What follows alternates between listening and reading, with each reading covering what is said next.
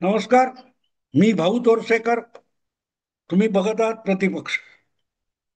मित्रांनो, काल मी मुंबई तक आणि आणखी कुठच्या तरी एक दोन चॅनेलवर एक चर्चा ऐकली आणि ती चर्चा, त्यातला मुद्दा ऐकून मला हसावं की ते रडावं कळेना. याचं कारण असं की हे बसलेले महान विद्वान पत्रकार, मी त्यांना शेंबडे पत्रकार म्हणतो, ते मोठा एक प्रश्न असं विचारत होते की जर राज ठाकरे, आदित्य ठाकरे, राहुल गांधी यांनी निवडणूक आयोगावर वोट चोरीचा आरोप केलेला आहे, तर भारतीय जनता पक्ष त्याचं उत्तर का देतो आणि निवडणूक आयोग या आरोपांना उत्तर का देत नाही. आता हसावं की रडावं हे कळत नव्हतं आणि मला अचानक आता हयात नसलेला एक महान विनोदवीर, कॉमेडियन राजू श्रीवास्तवची आठवण झाली. राजू श्रीवास्तवने एक अमिताभ बद्दल किंवा अमिताभच्या उंचीबद्दल एक नक्कल, एक विनोदी किस्सा सादर केला होता की एकदा अमिताभ बच्चनला त्याची पत्नी म्हणजे जया भादुरी बाजारात जाऊन भाजी आणायला सांगते आणि अमिताभ बच्चन त्या बाजारामध्ये रस्त्यावर पथारी पसरलेल्या एका भाजी विक्रेत्याला एक प्रश्न विचारतो की भैया ये लिंबू किस भाव में दे रहे हो, लिंबू किती किमतीला विकतोयस. आणि परत परत अमिताभ बच्चन त्या विक्रेत्याला विचारतो की बाबा रे, हे लिंबू कितीला विकतोयस. आणि तो विक्रेता अमिताभच्या प्रश्नाला उत्तरच देत नाही. आणि अशा वेळेला एक माणूस म्हणजे समजा राजू श्रीवास्तव आहे, कारण हे निरीक्षण जर राजू श्रीवास्तवचं आहे, तर तो राजू श्रीवास्तव तिथे येतो आणि त्याला अमिताभ बच्चन म्हणतो, अरे इसको कुछ बोलो, या विक्रेत्याला काही सांग, मी किती वेळ ह्या लिंबाची किंमत विचारतोय, ह्याला विकायचंय की नाही लिंबू, हा लिंबाची किंमत का सांगत नाही. तेव्हा राजू श्रीवास्तव किंवा एक तो सामान्य माणूस त्या विक्रेत्याला म्हणतो, अरे इनको लिंबू खरीदना है, तर तू लिंबाची किंमत का सांगत नाहीस. तेव्हा आपलं डोकं झटकून तो विक्रेता राजू श्रीवास्तवला म्हणतो, अरे जाने दो यार, उनको कौन बताएगा, मैं संतरा बेच रहा हूं, मौसम्बी बेच रहा हूं, और ये नींबू का दाम पूछ रहे. म्हणजे अमिताभ बच्चन उंच इतका आहे की त्याला खाली पथारीवर मांडलेलं संत्र आहे ते सुद्धा लिंबू इतकं छोटं दिसतंय, असा त्यातला चावट विनोद आहे. पण तो विक्रेता ज्या कारणासाठी अमिताभला उत्तर देत नाही, हे राजू श्रीवास्तव समजवतो, ते महत्वाचं आहे. त्या विक्रेत्याचं म्हणणं असं असतं की या माणसाला मी संत्र विकतोय, मोसंबी विकतोय हे सुद्धा कळत नाही.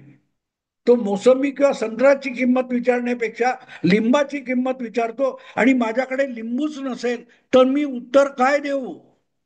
हा जितका साधा सरळ खुलासा आहे, तितकाच साधा सरळ खुलासा म्हणजे काय, तर उत्तर न देणं, दुर्लक्ष करणं. निवडणूक आयोग राज ठाकरे असोत, आदित्य ठाकरे असोत किंवा राहुल गांधी असोत, यांच्या वोट चोरीच्या आरोपाबद्दल उत्तर देत नाही. याचं सोपं उत्तर, याचा सोपा खुलासा हा राजू श्रीवास्तवच्या त्या नकलेत आलेला आहे. पण तो तुमच्या डोक्यात शिरून तुमच्या डोक्यात प्रकाश पडण्यासाठी एक मेंदू नावाचा अवयव असावा लागतो, बुद्धी असावी लागते. त्याचाच पत्ता ज्या पत्रकारांच्या डोक्यात नाही. असे पत्रकार विचारतात की जर आरोप निवडणूक आयोगावर झालेला आहे, तर भाजप उत्तर का देतो, निवडणूक आयोग उत्तर का देत नाही. अरे गधड्यांनो, एक गोष्ट लक्षात घ्या, राहुल गांधीच्या किंवा आदित्य ठाकरेंच्या खुळचट डोक्यामध्ये काहीही खुळचट प्रश्न येऊ शकतात. त्यांना उत्तर देत बसला निवडणूक आयोग रोजच्या रोज, अशा मूर्खांचं शंका समाधान, शंका निरसन करत निवडणूक आयोग बसला, तर त्याला निवडणुकीची तयारी करता येणार नाही, निवडणुका घेता येणार नाही.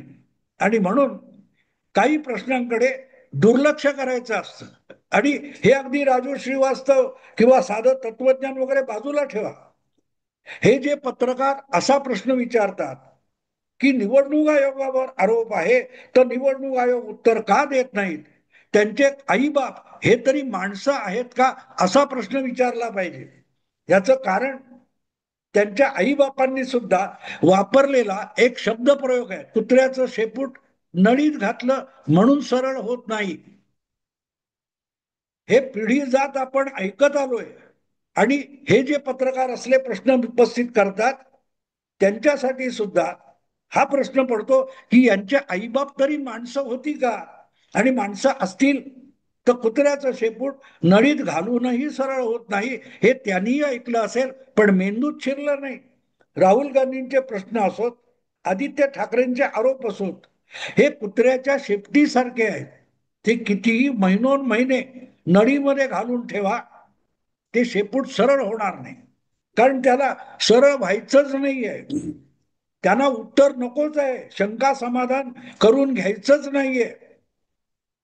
आणि त्यामुळे त्यांना शहाणं करण्यासाठी वेळ दवडण्यापेक्षा आपण आपलं निवडणुकांची तयारी करण्याचं काम करत राहावं.